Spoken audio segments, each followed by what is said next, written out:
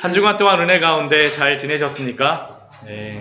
저희가 오늘 아침에 오면서는 굉장히 좀 더운 것 같습니다. 이제는 반팔을 입어야 될 것 같기도 하고, 날씨가 하루하루 지나가면서 별로 그렇게 변하지 않는 것 같다는 생각을 하는데, 하나님께서 이 대자연을 운영하시는 것이 얼마나 신묘망측하시며 오묘하신지, 여름이 오는 것을 막을 수가 없는 것 같습니다. 이제 정말 따뜻한 날씨가 오고 봄이 아니라 이제 여름으로 가는 그러한 계절이 되는 것 같습니다.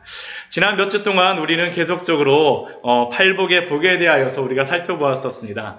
이 복들에 대한 그러한 특징이 무엇이었습니까? 그것은 다른 것이 아니라 우리가 이 세상에서 받기를 원하는 복, 그러한 우리가 기대하고 추구하는 그러한 복들과는 근본적으로 틀린 복들이었습니다. 이것들은 오직 천국 백성을 사모하는 자들, 또한 천국의 백성된 자들의 그러한 품성과 그러한 특징적인 그러한 것이자 또한 그러한 복입니다. 오직 천국 백성들만이 이러한 복을 사모하며 살아갈 수 있다라고 우리는 발견하였습니다. 말씀을 통해서 알게 되었습니다. 먼저 예수님은 심령이 가난한 자는 복이 있다라고 말씀하여 주셨습니다. 자신의 심령이 가난하다라는 것을 발견한 자만이 천국길을 향하는 그러한 발걸음을 내디딜 수가 있습니다. 철로역정에서도 크리스천이 천국 도성을 향하여 출발하는 그 이유가 무엇입니까? 자기 등 뒤에 있는 큰 죄의 짐을 발견하였을 때, 그리고 그것을 도저히 자기의 힘으로는 해결할 수 없다라는 것을 알았을 때에야 천국 도성을 향하여 출발하게 됩니다. 심령이 가난함으로 내가 영적으로 파산하였다는 것을 알게 되었을 때 천국의 백성으로서의 그러한 여정이 시작됩니다. 그리고 이러한 사람은 어떠한 마음을 갖게 됩니까? 자신의 죄를 보기 때문에 애통한 마음을 갖게 됩니다. 자신의 죄에 대하여 슬퍼하게 되고 죄를 미워하게 되는 그러한 마음이 그 안에서 생겨납니다. 또 그 다음 그 예수님께서 말씀하셨던 세 번째 복이 무엇이었습니까? 온유한 사람이 복이 있다라고 말씀하셨는데, 이 온유하다라는 것은 무슨 의미였습니까? 우리가 하나님 앞에 겸손해진다라는 것입니다. 더 이상 어떠한 방법으로도 나의 방법으로는 어떤 것도 할 수 없다는 것을 알고 다 내려놓은 그러한 상태입니다. 애통하다 못해 더 이상 아무런 방법이 없구나. 그때 예수님께서 주시는 그러한 복이 무엇이었습니까? 의에 줄이고 목마른 자는 복이 있나니. 의에 줄이고 목마른 자는 복이 있나니. 예수 그리스도를 통하여서 하나님의 의, 예수 그리스도의 그 십자가를 통하여 우리에게 주어지는 그 의를 우리에게 허락하여 주십니다. 그리고 그 예수 그리스도의 의로 인하여서 우리의 목마름과 또한 갈증이 해결됩니다. 이렇게 갈증과 해결이 된 사람은 어떻게 됩니까? 그 이후서부터는 거룩한 삶을 살아가게 되죠. 첫 번째 우리의 삶의 거룩한 삶의 모습이 어떤 모습이 드러납니까? 긍휼히 여기는 마음들이, 긍휼히 여기는 모습들이 드러납니다. 왜냐하면 우리가 의에 줄이고 목말라 보았기 때문에 우리가 또 다른 의에 줄이고 목마른 자들을 향하여서 긍휼히 여기는 마음으로 그들에게 베풀기 시작합니다. 또한 그 이후에 이루어지는 그러한 마음이 무엇입니까? 마음이 청결한 것들. 우리가 더 이상 이제 죄로 가는 것이 아니라 거룩함으로, 거룩한 삶을 살기 위한 분투가 시작됩니다. 또한 그러한 삶을 어떠한 사람이 됩니까? 그러한 삶을 살아가는 사람들은 또한 화목하게 하는 자들로서, 화평하게 하는 자들로서 살아가게 됩니다. 이 세상 속에서 예수 그리스도로 인하여서 하나님과 화목되게 되어진 사람들은 이제는 이 세상 속에서 화목하게 하는 그러한 사신으로, 대사로서 그러한 사명을 감당합니다. 결국 지금까지 우리가 보았던 이러한 팔복의 그러한 복은 천국 백성이 받았던 복이자 그들의 성품이고 또한 특성입니다. 오늘 우리가 마지막으로 보는 마지막 8번째 복은 의를 위하여 박해를 받는 자에게 주시는 복입니다. 그런데 이 복은 지금까지 보았던 어떤 복보다도 더 어려운 것 같습니다. 사실 이 세상의 눈으로 보자라고 하면 이것이 복인지 아니면 복이 아닌지 좀 여러 가지 생각이 듭니다. 박해라는 것이 쉽지 않기 때문입니다. 누가 박해를 받고 고난을 받는 것을 복이라고 하겠습니까? 근데 예수님께서는 마지막 복으로서 의를 위하여 박해를 받은 자는 복이 있다라고 말씀하십니다. 아무리 생각해 보아도 우리는 박해를 받는다라는 것은 우리의 상식과 또한 세상의 상식에서는 복이 될 수 없습니다. 그러나 이것이 복이 되는 이유가 무엇입니까? 그것은 우리가 읽었던 10절 후반절 말씀에서 그 이유를 말씀해 주시죠. 의를 위하여 박해를 받은 자는 복이 있나니. 그 다음 무엇이라고 예수님께서 말씀하십니까? 천국이 그들의 것임이라. 즉 의를 위하여 복을 받는 자에게는 천국이 약속으로 주어진다라는 겁니다. 사실 천국에 대한 복은 마지막 팔복에서도 나와 있지만 이 천국에 대한 복은 한 번 예수님께서 더 말씀해 주신 적이 있었습니다. 언제 말씀해 주셨습니까? 첫 번째 복에서 말씀을 해 주셨었죠. 우리 첫 번째 복이 우리 심령이 가난한 자는 복이 있나니 우리 3절 말씀인데요. 우리 같이 한번 읽어보도록 하겠습니다. 심령이 가난한 자는 복이 있나니 천국이 그들의 것이며. 결국 팔복은 천국이라고 하는 그러한 복으로 시작하여서 천국을 주시는 복으로 끝나는 겁니다. 이 천국을 소유한 자들에게 주시는 그 복이 바로 팔복이라는 것을 우리에게 분명히 알려주십니다. 그리고 이 8번째 복, 천국이 그들의 것임이라라고 하는 이 복은 누구에게 주어지는 것입니까? 의를 위하여 박해를 받는 자에게 주시는 그러한 복입니다. 그런데 우리가 보통 이 10절 말씀을 보게 되면 어떠한 말씀에 많이 집중하게 됩니까? 이 말씀을 보게 되면 박해를 받는다라는 것에 많이 집중을 하게 됩니다. 박해를 받는 것. 그런데 오늘 말씀 10절 말씀에서 박해를 받는다라는 것도 굉장히 중요하지만 그것보다도 우리가 더 중요하게 생각해야 될 그러한 부분이 있습니다. 그것이 무엇입니까? 의를 위하여 박해를 받은 자가 복이 있습니다.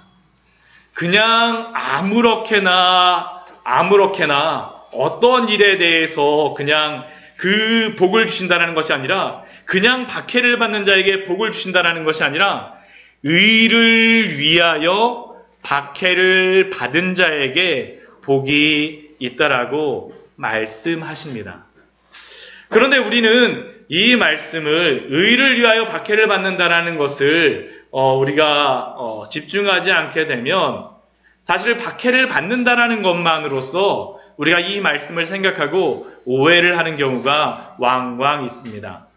첫 번째 우리가 오해를 하는 그러한 경우가 무엇이겠습니까? 박해를 받는다라고 생각하는 것.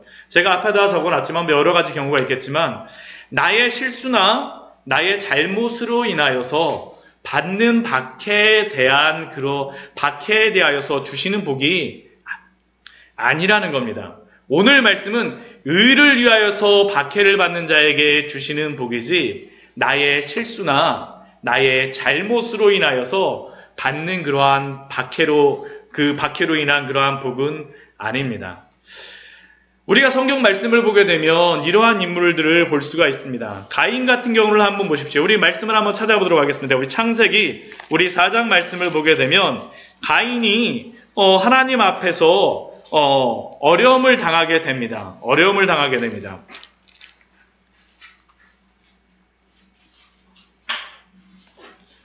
그가 어려움을 당하게 되는 이유가 무엇입니까?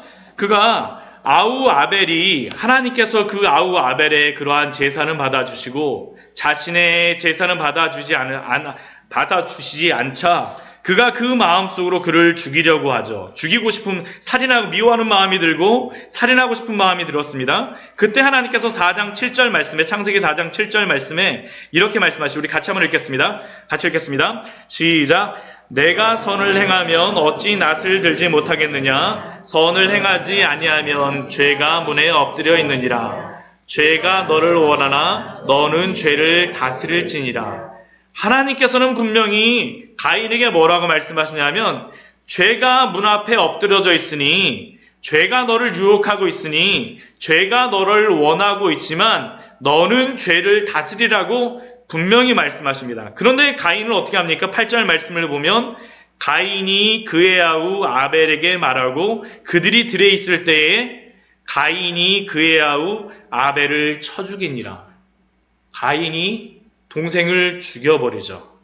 그때 하나님께서 그에게 어떻게 하십니까? 그에게 심판을 내리십니다. 그에게 벌을 내리세요. 어떤 벌을 내리시냐 하면 11절과 12절 말씀을 우리 같이 한번 읽어보도록 하겠습니다. 같이 읽겠습니다. 시작. 내가 밭을 갈아도 땅이 다시는 그 효력을 내게 주지 아니할 것이요 너는 땅에서 피하며 유리하는 자가 되리라. 가인의 직업은 농사하는 자인데 하나님께서 더 이상 땅에서 효력을 주지 않겠다라고 말씀하십니다. 심판하신 거죠. 고난을 주셨습니다. 그런데 이렇게 하나님이 심판하셨을 때 가인이 하나님께 대하여서 대답하는 것이 무엇입니까? 13절 말씀에 보면 이렇게 대답합니다. 같이 한번 읽겠습니다. 가인이 여호와께 아뢰되 내 죄벌이 지기가 너무 무거우니이다. 가인이 무엇이라고 대답합니까? 내 죄벌을 지기에 내 죄가 너무나도 무겁습니다. 자신의 죄에 대해서 생각하지는 않고 내가 지는 죄가 너무나 무겁다라고 가인은 지금 하나님께 말하고 있지 않습니까? 나의 잘못과 나의 실수에 대해서 우리가 행해야 될 것이 이러한 때에 무엇이겠습니까? 사실 가인은 이러한 때에 자신이 하나님께 이렇게 벌을 받을 때에는 그가 행해야 될 것은 무엇입니까? 회개입니다. 무조건 고난과 환난을 당한다라고 하여서 복을 받는 것이 아니라 예수님께서는 분명히 뭐라고 말씀하십니까? 의를 위하여 박해를 받는 자가 복이 있다라고 말씀하십니다. 우리의 삶에서도 이러한 실수가 드러나지 않도록 우리는 조심해야 됩니다. 또한 우리가 잘못 생각하는 그러한 그 박해 중에 또 무엇이 있습니까? 두 번째는 세상적인 대의 명분이나 받은 박해로 인하여 그러한 것도 예수님이 말씀하시는 그러한 복은 아니라는 겁니다. 이것이 좀 조심스러운 그러한 주제이기는 하지만 이 의를 위하여 박해를 받는다라고 하는 것은 어떠한 국가적인 정책이나 아니면 정치적인 생각이나 대중적인 사상에 부합되는 것을 따라가거나 혹은 반대함으로 받는 박해는 아니라는 겁니다. 이러한 예가 무엇이겠습니까? 우리가 공산주의 같은 경우는 기독교에 반대되는 사상이라고 우리가 많이 생각을 합니다. 그러나 무조건 반공을 외치는 것이 의를 위하는 것은 아니라는 겁니다. 오해하지 마십시오. 제가 말씀드리는 것에 대해서.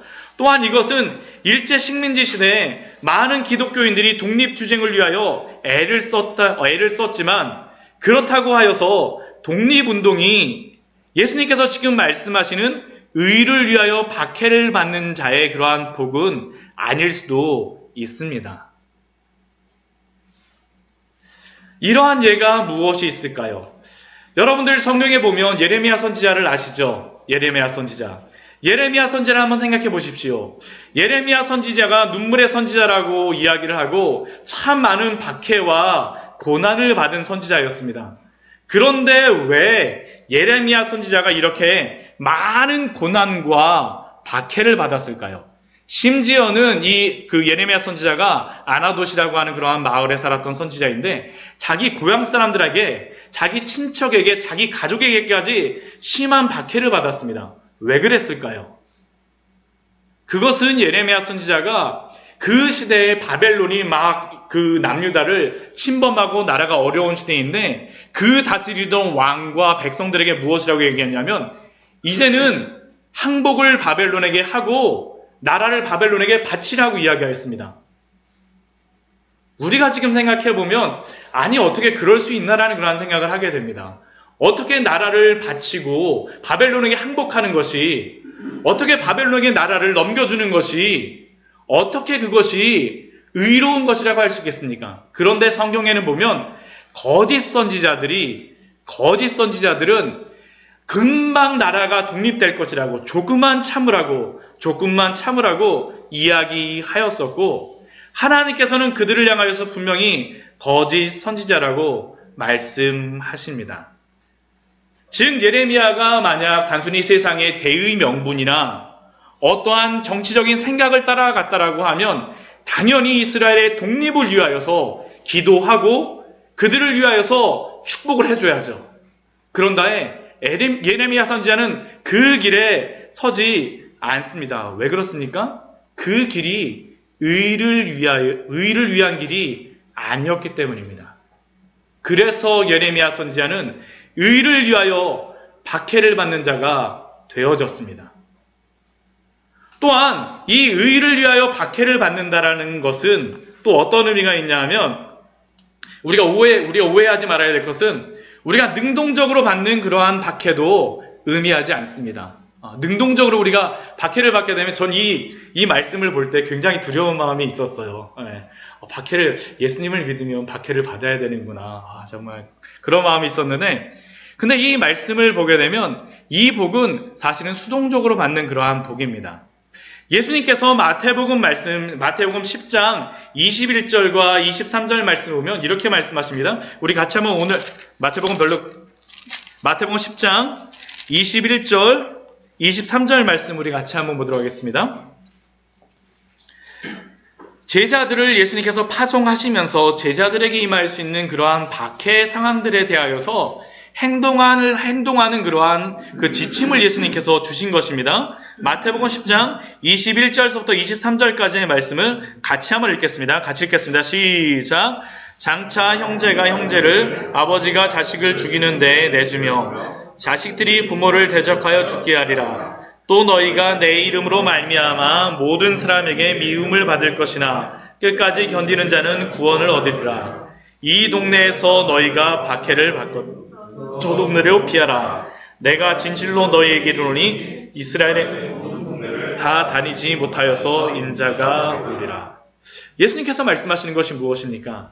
우리가 박해를 받을 수밖에 없는 그러한 상황에서 사명을 따라서 박해를 받는 것은 어쩔 수 없으나, 그러나 그 박해를 받지 않을 수 있다면 다른 곳으로 피하라고 말씀하십니다. 왜 그렇습니까? 우리가 복음을 전하는 것이 훨씬 중요하기 때문입니다. 우리가 하나님의 복음을 전하기 위해서 이곳저곳, 다른 사람들이 보기에는 왜 박해를 피하느냐고 이야기할지 모르지만, 그러나 우리가 복음을 전하기 위해서라면 우리가 그러한 상황 속에서 우리가 피하는 것도 필요함을 예수님께서 분명히 우리에게 말씀하여 주시지 않았습니까?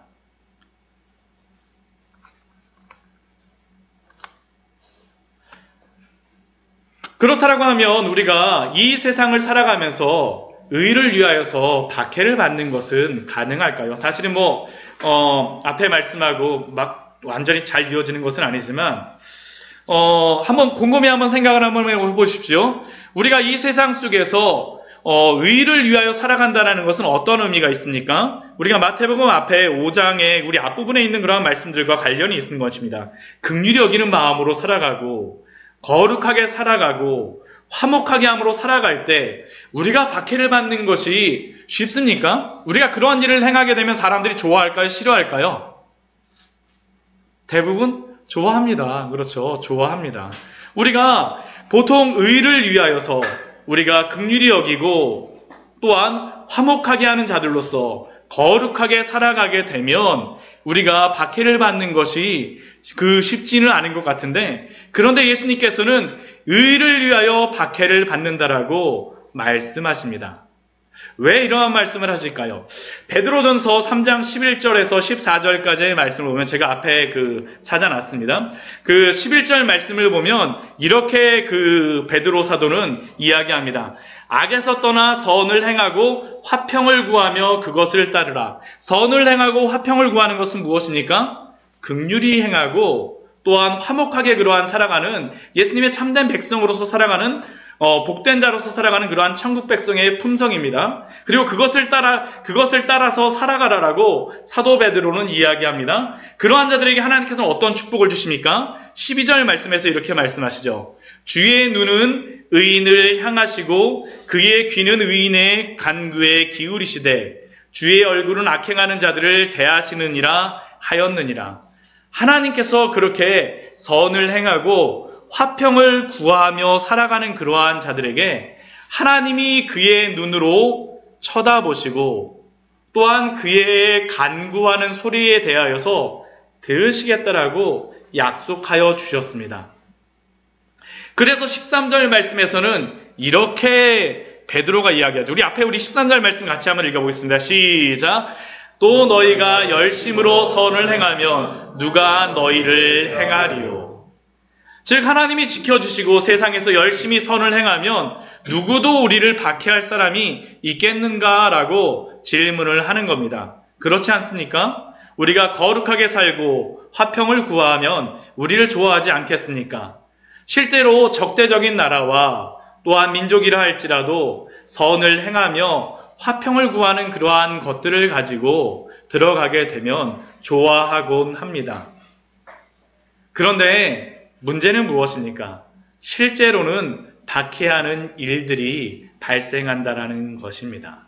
14절 말씀을 보면 이렇게 사도 베드로가 말씀하죠. 그러나 의를 위하여 고난을 받으면 복 있는 자니. 오늘 예수님이 말씀하셨던 것을 사도 베드로는 다시 한번 이야기하고 있습니다. 왜 그렇다면 박해와 고난이 발생하겠습니까? 그것은 세상이 선을 행하고 화평을 구하는 것을 좋아하는 것처럼 보이기도 하지만 근본적으로는 좋아하지 않기 때문입니다. 그들이 긍휼히 여김을 당하고 또한 화목하게 하는 그러한 것들을 자기가 베풀물 당할 때에는 좋아하지만 그러나 그들이 선을 행하고 화평하게 하는 자로서 살아가는 것은 원하지 않습니다. 왜 그렇습니까? 그러한 일들을 행할 때 어떤 일들이 벌어지겠습니까? 자신의 그러한 이익이라던가 자신이 손해를 보는 일들이 발생하기 때문입니다. 받을 때에는 좋아하지만 실제로 그것을 행하며 살아가는 그러한 삶의 부분으로 들어가게 되면 그들은 거룩하게 살아가는 것과 화평하게 행하는 것을 원하지 않습니다. 그리고 이것은 근본적으로 부패한 인간이 죄악으로 기울어져 있기 때문에 나타나는 현상입니다. 그리고 선을 행하고 화평을 행하는 그러한 사람들이 옆에 있게 되면 무엇이라고 이야기를 할까요? 아마 이런 이야기 들어보신 적 있으실지 모르겠습니다. 저희가 정말로 선을 행하고 거룩하게 살아가다 보면 옆에서 무엇라고 많이 이야기하냐면 따분하다라고 많이 이야기합니다. 따분하고 재미없다라고. 그렇게 살아가면 무슨 재미로다 도대체 살아가느라고 이야기하곤 합니다. 저도 직장 생활을 할 때 사실 이러한 이야기들을 종종 들어보았었습니다.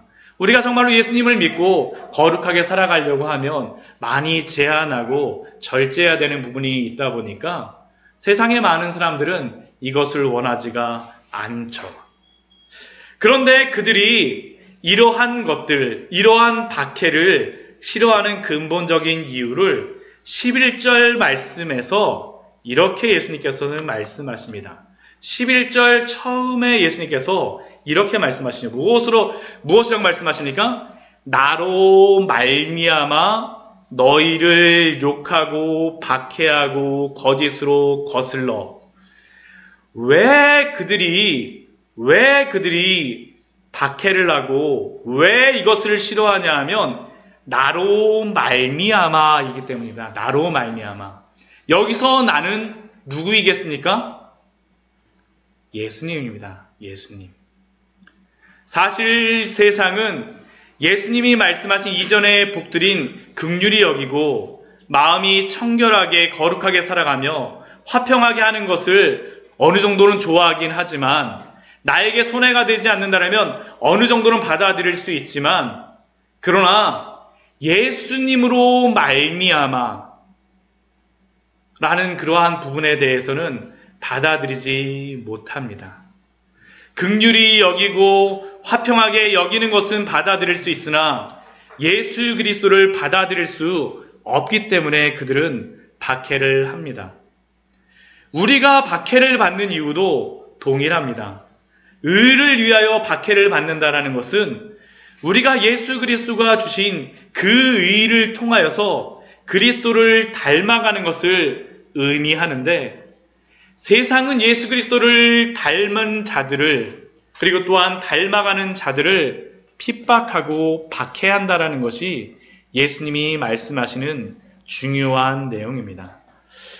요한복음 15장 18절서부터 20절까지의 말씀에서는 이렇게 말씀하십니다. 우리 요한복음 15장 18절, 20절 말씀가 앞에 있지만 우리 말씀 한번 찾아보도록 하겠습니다. 예수님께서 이렇게 말씀하시죠. 요한복음 15장 14장, 15장, 16장, 17장 말씀은 예수님이 마지막 그 성만찬을 하시고 또한 제자들 요한복음에서는 그들의 발을 씻어주시고 나서 그 제자들에게 하시는 말씀과 그러한 기도가 나와 있는데 예수님께서 그 속에서 이렇게 말씀하십니다. 요한복음 15장 18절 말씀 우리 같이 한번 읽겠습니다. 시작. 세상이 너희를 미워하면 너희가 먼저 나를 미워한 줄을 알라. 예수님이 우리를 미워하게 되면 뭐라고 먼저 말씀하시냐면 너희를 미워하는 것이 먼저가 아니라 나를 미워한 줄로 알라라고 이야기하십니다. 왜 그렇습니까? 19절 말씀 보면 너희가 세상에 속하였으면 세상이 자기의 것을 사랑할 것이나 너희는 세상에 속한 자가 아니요 도리어 내가 너희를 세상에 택하였기 때문에 세상이 너희를 미워하느니라. 예수님이 택하였기 때문에 세상이 미워한다는 겁니다. 20절 말씀도 우리에게 그렇게 말씀하십니다. 예수님께서 무엇이라고 말씀하십니까? 우리 20절 말씀 같이 읽겠습니다. 시작. 내가 너희에게 종이 주인보다 더 크지 못하다 한 말을 기억하라. 사람들이 나를 박해하였은즉 너희도 박해할 것이요 내 말을 지켰은즉 너희도 지키리라. 결국 이 말씀이 무엇입니까? 세상 사람들이 나를 박해하였은즉 너희도 박해할 것이요. 만약 예수님의 말을 지키는 사람들은 그 제자들이 말하는 것도 지킬 것이라는 겁니다. 사도 바울도 그의 아들과 같은 제자 디모데에게 이렇게 말씀합니다. 무릇 그리스도 예수 안에서 경건하게 살고자 하는 자는 박해를 받으리라. 그냥 경건하게 사는 것으로 박해를 받는 것이 아니라 그리스도 예수 안에서 경건하게 살고자 하는 자가 박해를 받는다라고 합니다. 그렇다고 하면 왜 세상은 예수 그리스도로 인하여서 박해를 하겠습니까? 그것은 예수님으로 인하여 주어지는 그 의가 이질적이고 다르기 때문입니다. 왜 바리새인들과 서기관들 그리고 사두개인들이 예수님을 십자가에 못 박았을까요? 그것은 예수님이 그들이 추구하는 의와 달랐기 때문입니다. 예수님이 말씀하시는 그러한 의는 바리새인들과 사두개인들과 그러한 서기관들이 옆에 있게 되면 막 찌르는 것 같았어요. 뭐로나 막 찌르는 것 같아요. 찌르고 정죄하는 것 같은 그 무엇이 있었습니다. 흡사 태양 앞에서 아무리 강한 전구를 할지라도 어떻습니까? 그 전구가 빛을 잃는 것처럼 예수님의 그 의로움 앞에서는 그들이 추구하는 그러한 의와 옳음은 다 값싼 모조품과 같이 여겨질 수밖에 없었습니다. 그래서 그들은 그것을 견딜 수 없었고 결국 그들은 예수님을 십자가에 못 박았습니다. 예수님 옆에 있게 되면 그들이 추구하고자 하는 그러한 의는 가짜임이 드러나고 자신들이 경건하게 살고자 하는 그 삶은 외식으로 드러났기 때문에 그들은 그것을 참을 수 없었기 때문에 예수님을 십자가에 못 박았던 것입니다. 그리고 이것은 역사적으로 많은 참된 그리스도인들이 박해를 받았던 그러한 이유였습니다. 제가 요즘 조지 필드라고 하는 그러한 그 유명한 그 설교자, 또한 위대한 그러한 부흥가의 위인전을 읽고 있는데, 그분 같은 경우에도 많은 박해를 받고 많은 어려움을 겪었습니다. 근데 그분이 굉장히 큰 부흥을 일으키셨었는데, 영국과 미국 그 전 세계를 막 돌아다니면서 진짜 엄청난 그런 부흥들을 일으키셨었는데, 그분이 그렇게 부흥을 일으키면서 어디 가서 많이 설교를 했었냐면 교회에서 설교를 하는 것이 아니라 야외에 나가서 많이 설교를 했습니다. 왜 야외에 나가서 설교를 했었냐 하면, 그 시대에 목회자들이 조지 필드가 그 교회에 가서 설교를 하게 되면 사람들이 막 회심하고 주님 앞에 돌아오고 하는 것을 참을 수가 없었어요. 참을 수가 없었습니다. 참을 수가 없었습니다.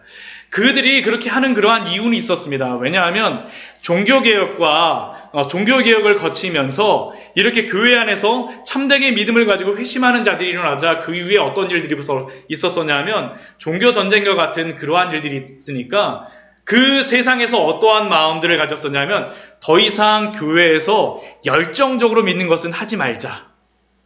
예수님을 진짜로 믿는 것은 우리 하지 말자. 그냥 교회에 다니는 것만 중요하지 뭐 예수님을 실제로 다 믿는 것이 중요해.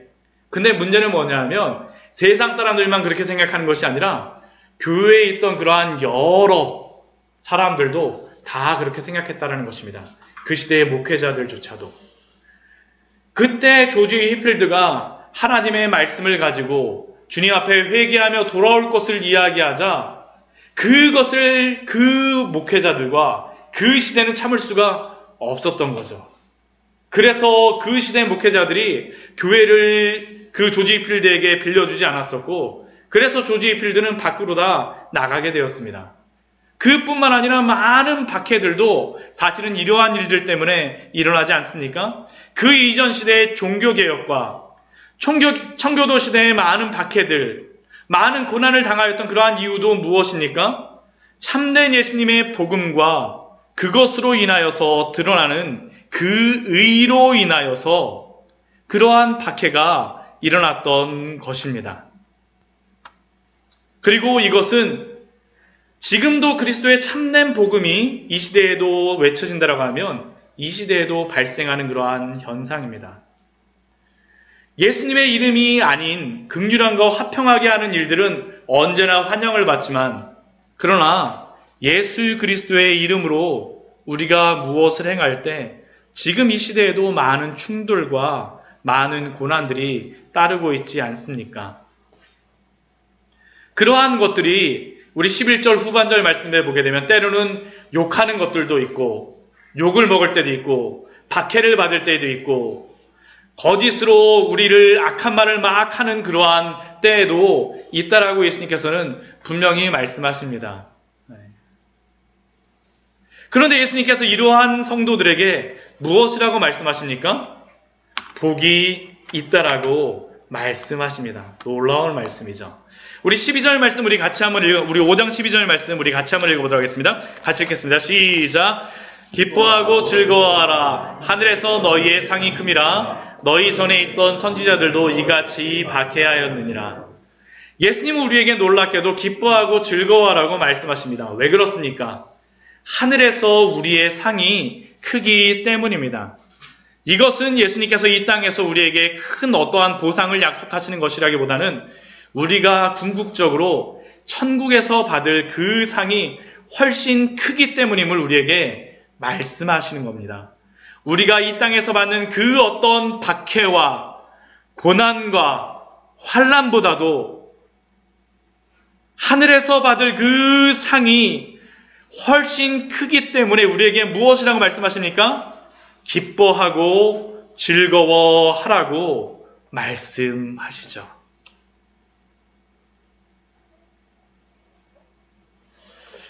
로마서 8장 18절 말씀에서 사도 바울은 우리에게 이렇게 이야기합니다. 생각하건대 현재의 고난은 장차 우리에게 나타날 영광과 비교할 수 없도다.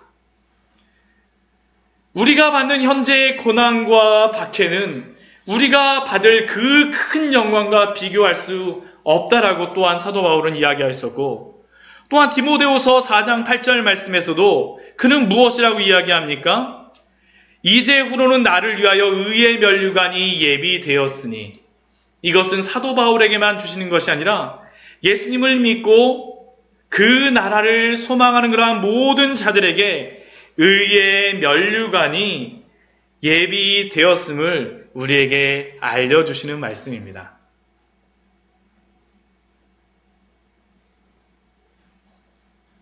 이것이 바로 우리가 받을 놀라운 축복이며 놀라운 은혜입니다.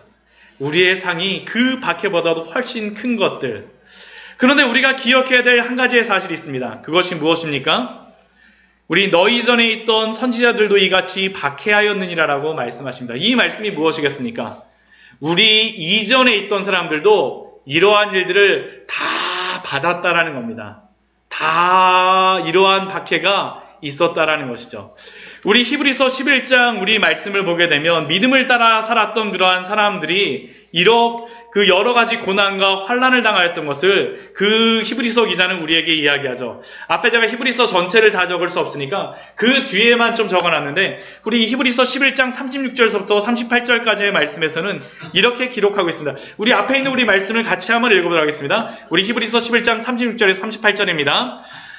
또 어떤 이들은 조롱과 채찍질 뿐 아니라 결박과 옥에 갇히는 시련도 받았으며, 돌로 치는 것과 톱으로 켜는 것과 시험과 칼로 죽임을 당하고 양과 염소의 가죽을 입고 유리하며 기쁘하며 환난과 학대를 받았으니, 이러한 사람은 세상이 감당하지 못하느니라. 그들이 광야와 산과 동굴과 토굴에 유리하였느니라. 이러한 사람들은 세상이 감당하지 못하는 사람이었습니다. 기뻐하며 즐거워함으로 이러한 환난 가운데에서 세상이 감당하지 못하게 이러한 일들을 행하였다라고 우리에게 말씀하고 있지 않습니까? 오늘 말씀이 참 딱딱하죠, 여러분들. 네, 딱딱합니다. 네. 환난이나 박해라는 것이 우리에게 정말로 익숙하지도 않고 정말 우리의 마음속에서 이 말씀을 받을 때 쉽지 않은 그러한 말씀입니다. 저도 이 말씀을 준비하면서 정말 쉽지 않다라는 그러한 생각을 하면서 말씀을 준비하였습니다.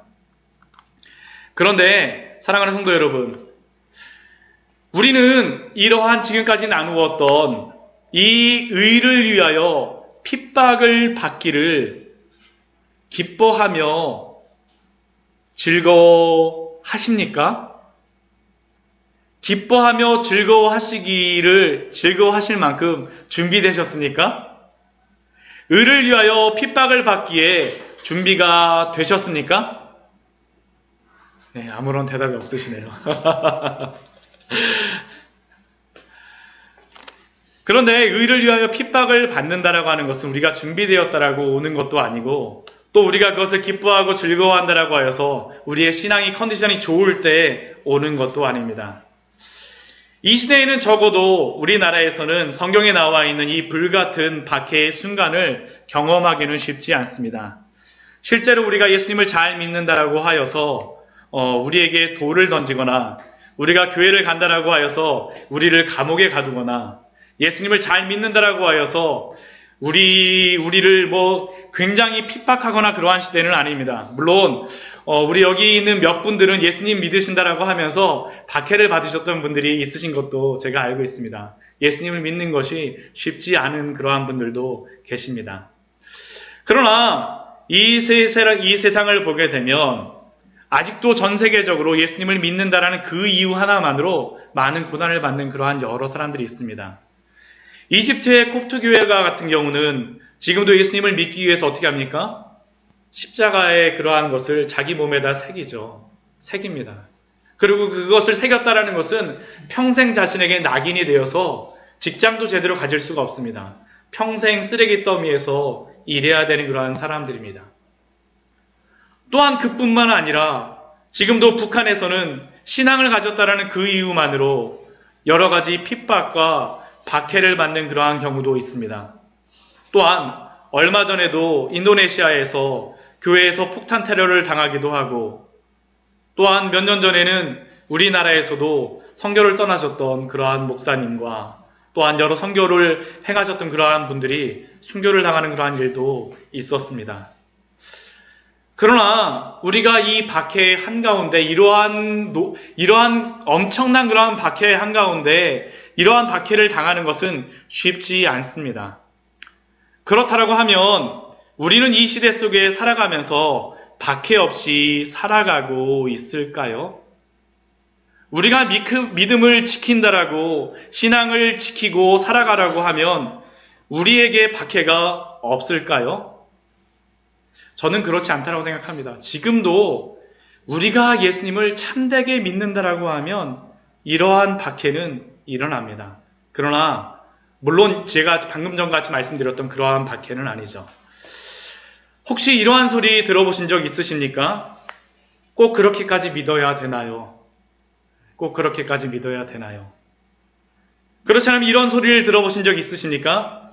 그렇게까지 믿을 필요는 없잖아요. 우리가 정말로 예수님을 나의 구주로 믿고 또 예수님을 나의 삶의 주인으로 인정하며 살아가고자 한다면 이 소리는 시시때때로 듣게 되고 들을 수밖에 없습니다. 우리의 가족이나 우리의 친척을 통하여서 듣건 아니면 우리의 친구를 통하여서 듣건 우리의 직장 동료를 통하여서 듣건 이 소리는 정말 우리가 예수님을 믿고 신실하게 따르려고 하면 우리가 원하건 원하지 않건 간에 따라오는 소리입니다. 그렇지 않습니까? 저도 이러한 소리를 여러 번 들었었고 이러한 것들 때문에 고민도 많이 했었습니다. 왜냐하면 이 소리가 들릴 때에는 실제적인 진짜 박해의 그러한 순간 가운데 임박한 순간 가운데도 이러한 소리를 듣게 되어집니다. 누구를 통해서 들을까요? 가장 가까운 사람들을 통해서 듣게 되겠죠. 여보, 당신이 그렇게 하지 않아도 되잖아. 당신이 꼭 그렇게까지 앞에 나가지 않아도 되잖아. 또 우리가 평안할 때는 어떻습니까? 이 세상 속에서 이 말을 듣고 있는 나는 어떻습니까? 나만 이상한 것 같아요. 당신만 이상한 거 아닙니까? 나는 정말 딴 세계에 있는 사람인가? 라는 그러한 의문을 갖고 우리가 이러한 질문 가지고 고민할 때가 너무나도 많죠. 저에게도 이것과 관련해서 군대 시절에 기억에 남는 그러한 한 가지의 그러한 간증이 있습니다. 에피소드죠. 정말 별것도 아닌 그러한 간증입니다. 근데 저에게는 인생에서 저는 이러한 일을 만날 때마다 저에게 항상 떠오르는 그러한 기억 중에 하나입니다. 그것은 무엇이냐면 제가 군 시절 때 영대장 당번병으로 있었어요. 영대장 당번병으로 있었는데 물론 꽃보직이라고 해서 좋은 그러한 거긴 했었는데 근데 이 연대장 당번병을 하게 되면 아침에 점호가 열흘입니다. 아침에 점호를 나가지 않아도 돼요.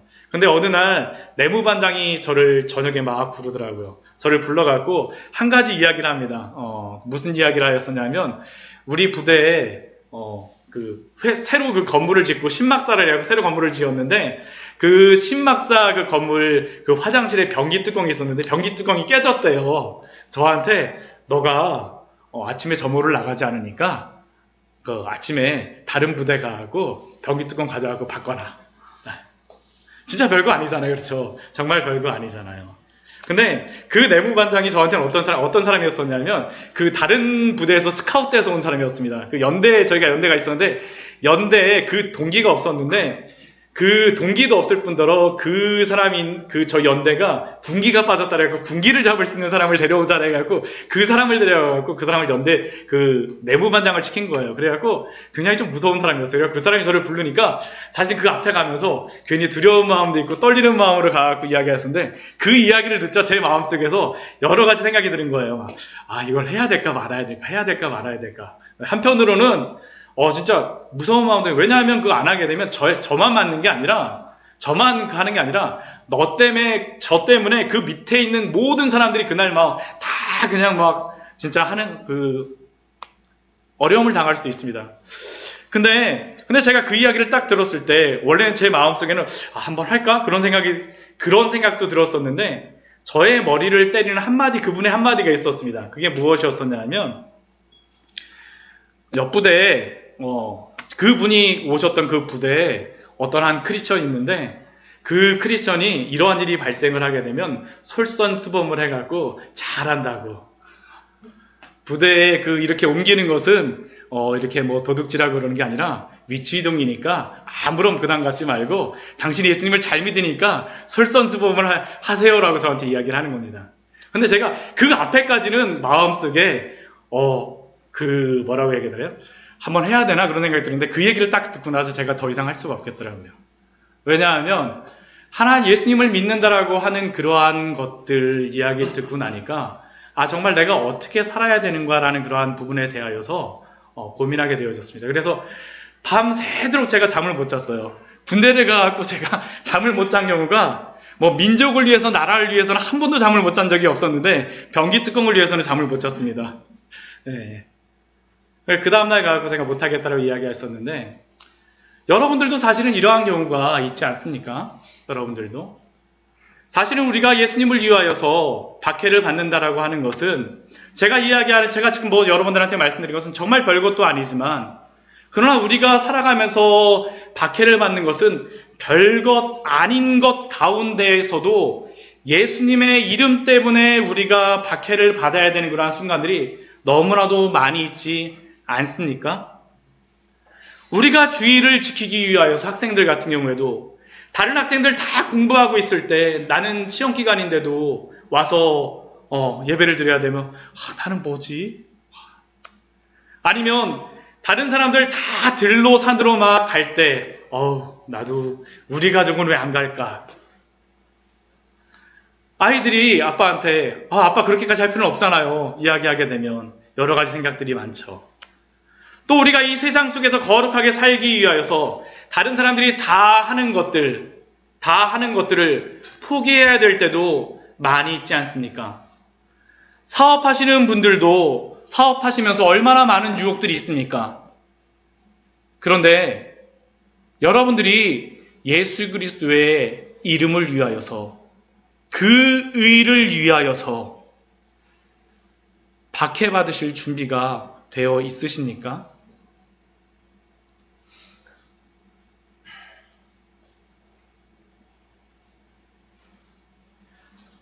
우리가 살아가고 있는 그곳에서 예수님을 믿고 또한 세상 사람들이 보기에는 어리석게 보인다 할지라도 그러나 그러므로 말미암아 그 삶에서 거룩한 열매를 맺기 위해서 우리가 살아가려고 하면 반드시 알게 모르게 박해는 있게 될 것입니다. 그러나 기뻐하고 즐거워하십시오. 왜 그렇습니까? 우리 전에 있던 선지자들과 모든 믿음의 사람들도 그러한 박해를 받으며 믿음으로 살아갔고 그러한 자들은 모두 의의 면류관과 우리 주 예수 그리스도로 인하여서 통하여 우리에게 주어지는 그 천국의 모든 상급을 다 받은 줄 믿습니다. 바로 우리의 것입니다. 말씀을 정리하도록 하겠습니다. 지난 몇 주간 우리는 팔복의 말씀을 통하여서 천국의 백성이 가져야 될 품성과 특징이 무엇인지에 대하여서 살펴보았습니다. 그리고 오늘은 의를 위하여 박해를 받는 자가 받을 복에 대하여서 살펴보았습니다. 의를 위하여 박해를 받는다라는 것은 예수 그리스도가 주신 의 때문에 그 복음 때문에 받는 복입니다. 세상이 이해할 수 없기에 때로는 우리를 욕하고 박해할 수 있지만 그러나 기뻐하고 우리는 즐거워해야 합니다. 왜냐하면 그러한 박해는 우리의 앞에 믿음으로 걸어갔던 모든 믿음의 선배들이 걸어갔던 길이며 우리의 구원의 주이신 예수 그리스도가 걸어가신 그 길이기 때문입니다.